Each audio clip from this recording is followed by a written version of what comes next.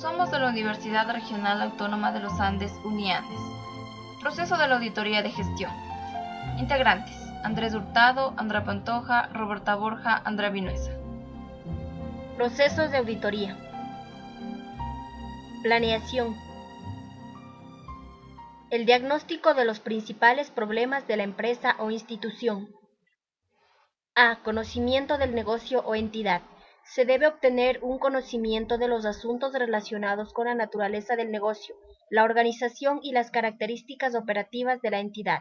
Esos asuntos incluyen, por ejemplo, el tipo de negocio, los tipos de productos y servicios, la estructura de capital, las partes relacionadas, los establecimientos y los métodos de producción, normativa interna, distribución y remuneración, sus políticas de financiamiento, ventas, producción, cobranzas, control interno, disposiciones legales y reglamentación. B. Antecedentes de la auditoría. Es fundamental que el auditor tenga conocimiento si se han realizado auditorías previas, sean estas internas o externas. Deben existir los respaldos que las validen, para que se ponga mayor énfasis en los problemas que se detectaron con anterioridad y verificar si se han otorgado soluciones a los mismos. La carta de propuesta de servicios profesionales. A. El plan de trabajo. Un plan de trabajo es una herramienta que permite ordenar y sistematizar información relevante para realizar un trabajo. Esta especie de guía propone una forma de interrelacionar los recursos humanos, financieros, materiales y tecnológicos disponibles. Alcance o amplitud de las pruebas. Las pruebas son un procedimiento que sirven para derivar conclusiones sobre las características de un grupo numeroso de partidas, mediante el examen de un grupo parcial de ellas. Son un medio práctico para expresar en términos cuantitativos el juicio del contador público respecto a la razonabilidad, determinando la magnitud de las pruebas y evaluando su resultado. Las horas hombre a emplear y los honorarios. El establecimiento de los honorarios puede hacerse en forma global de acuerdo a la magnitud del trabajo a realizar, pero es conveniente realizarlo en una forma técnica acorde a la planeación de las actividades a desarrollar.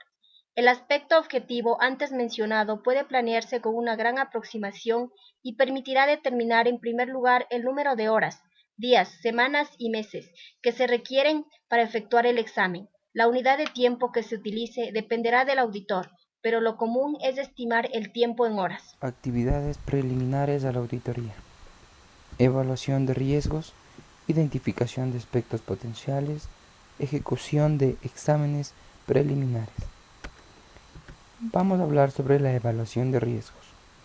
El análisis de riesgos constituye una herramienta muy importante para el trabajo del auditor y la calidad del servicio, por cuanto implica el diagnóstico de los mismos para velar por su posible administración. El auditor debe estar preparado para identificar, manejar y minimizar los riesgos del auditor, es decir, que no sea de gran magnitud que afecte su profesionalismo. Posibilidades que el sistema administrativo y de control implantado por la empresa no prevenga ni detecte errores o irregularidades significativas, como la falta de protección de activos, controles gerenciales, deficiencia en el cálculo de las planillas. Niveles del riesgo de control: riesgo bajo, riesgo medio y riesgo alto. El riesgo bajo. El auditor considera que los controles detectan cualquier aseveración errónea que pudiera ocurrir en exceso de la materialidad diseñada. El riesgo medio. El auditor considera que es más probable que los controles no detecten cualquier aseveración errónea que pudiera ocurrir en exceso de las materialidades diseñadas. El riesgo alto. El auditor considera que es más probable que los controles no detecten cualquier aseveración errónea que pudiera ocurrir en exceso de la materialidad diseñada. Riesgo de no detección. Posiblemente que el informe del auditor exprese una opinión inapropiada, es decir, errada, producto de la mala aplicación de los procedimientos de auditoría, que no contemplan los riesgos inherentes y riesgos de control. Vamos a hablar sobre los ejemplos de riesgos de auditoría. El riesgo profesional. La empresa cuenta con un gerente general involucrado en negocios de contrabando. Riesgo de satisfacción al cliente. La gerencia de la empresa exige al auditor recomendaciones para solucionar los conflictos laborales que tiene con sus trabajadores. El riesgo de la auditoría. El riesgo inherente. El capital de la empresa es insuficiente y el escaso flujo de fondos afecta la continuidad de sus operaciones. Riesgo de control. Las mercaderías en stock se encuentran en un ambiente con inadecuadas consideraciones de seguridad. Riesgo de detección. El auditor fue designado en forma tardía, por lo que no pudo observar el arqueo de caja y la toma de inventario físico. Ejecución de la auditoría. Elaboración de los programas de auditoría. El diseño metodológico. Es la descripción de cómo se va a realizar la investigación. Al seleccionar y plantear un diseño se busca maximizar la validez y confiabilidad de la información y reducir los errores en los resultados. Elaboración de los programas de auditoría. El auditor deberá desarrollar y documentar un programa de auditoría que exponga la naturaleza y oportunidad y alcance de los procedimientos de auditoría planeados que se requieren para implementar el plan de auditoría global. Selección de la prueba muestral. La prueba selectiva o muestreo es un procedimiento que sirve para derivar conclusiones sobre las características de un grupo numeroso de partidas mediante el examen de un grupo parcial de ellas. Ejecución de los programas de auditoría. Aplicación de las pruebas. Las pruebas sustantivas están dirigidas usualmente a verificar el sustento de los saldos o cifras que aparecen en los estados financieros. Obtención de las evidencias en auditoría. El auditor debe obtener evidencia suficiente y adecuada mediante la realización y evaluación de las pruebas de auditoría que se consideren necesarias, al objeto de obtener una base de juicio razonable sobre los datos contenidos en las cuentas anuales que se examinan y poder expresar una opinión respecto de las mismas. Información. Redacción del informe. Primero, formación del juicio profesional. Las conclusiones de la auditoría. Las conclusiones de la auditoría reflejan con veracidad y exactitud las actividades de la auditoría. Se informa de los obstáculos significativos encontrados durante la auditoría y de las opiniones divergentes sin resolver entre el equipo auditor y el auditado. Segundo, elaboración del informe. A. Observaciones. Se entiende por observaciones de una auditoría como el apartado del informe de auditoría, que el auditor aprovecha para dejar constancia de las oportunidades de mejora, de los riesgos para la calidad que pueden convertirse en no conformidades futuras, o de cualquier otro detalle que haya observado y le parece relevante registrar. B. Conclusiones.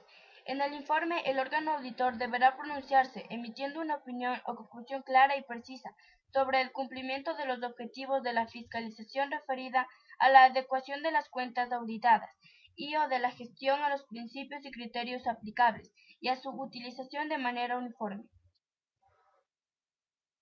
C. Recomendaciones.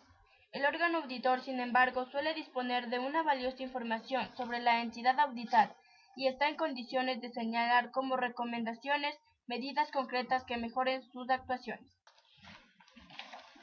Fases de la auditoría de gestión. Fase 1. Familiarización y revisión de legislación y normatividad preliminar. El concepto de familiarización sería para los auditores externos, ya que los internos tienen un cabal conocimiento de las actividades principales de la entidad. La revisión de legislación y normatividad de la entidad es muy breve, por parte del auditor jefe de equipo, quien debe actuar solo en esto o apoyado por un auxiliar en caso de que la documentación sea muy voluminosa. Fase 2. Evaluación del sistema de control interno. Está orientado a evaluar los asuntos administrativos en la auditoría de gestión.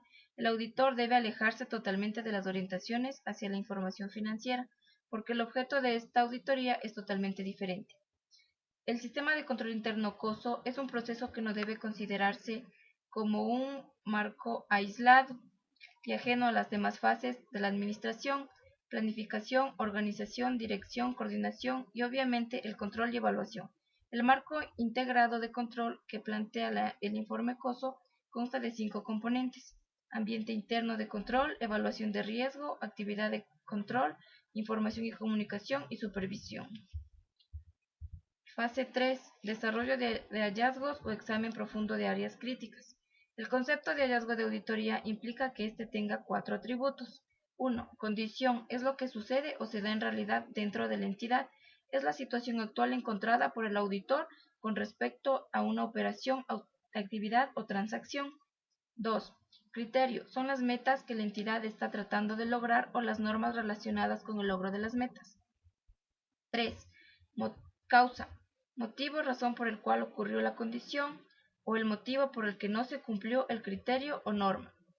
4. Efecto: es el resultado real o potencial que resulta de la condición encontrada.